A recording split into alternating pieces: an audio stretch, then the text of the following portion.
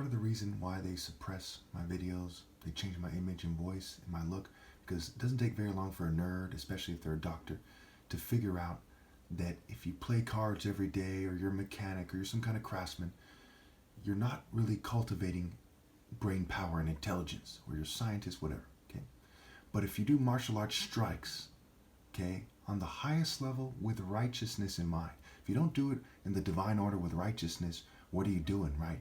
You're just tricking yourself and disassociating from reality.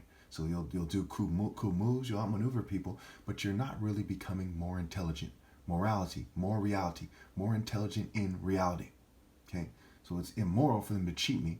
So if they go withdraw somewhere and do martial arts somewhere, and they're doing martial arts, they're going crazy. That's why a lot of them have chosen the LGBT path, things that are that are against martial art principles historically in almost all their traditions. Okay, and they've chosen to train sluts and so on and so forth, so they can go sleep with scum, and they've chosen to trick people because they did not become smarter over time.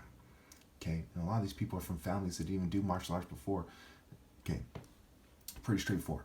So you see, think about how the brain responds to training with morality for the highest cause every generation compared to training with just moving energy and tricking people and cheating the Royal African Falcon Martial Art Order out of its right to lead. Now, with that being said, look at the facial expressions, right? Gene expression, RNA, right? The body is an expression of the brain.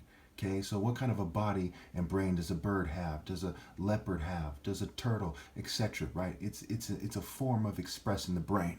Okay, and there's more variation in the human genome in terms of gene expression, especially than people commonly acknowledge.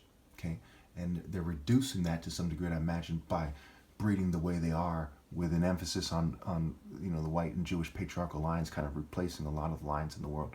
Okay, so the patriarchal lines, so that's kind of reducing the kind of variation, So look at that. Also look at their argument of the smartest person in the world, the living smartest person, is some guy who's a big guy, kind of slow metabolism. He's a rancher, and he has a 190 to 210 IQ, I think they estimated that. So why are they saying that? Why does he look like a criminal and a brute?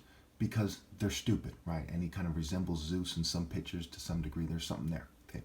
See, they want people to believe that someone who obeys the corporate state is the smartest person in the world, someone who follows the crowd, okay, instead of someone who overcomes. So obviously, if someone's not smart enough to be moral when life is short, and the logical assumption I've proven a million times over is that God exists and you're judged by your actions, and it's in nature to some degree as well, okay, then they couldn't possibly be smarter than someone who is moral. Someone who isn't moral couldn't be smarter than someone who is moral when we consider intelligence, life direction, when we consider the things that matter most, especially.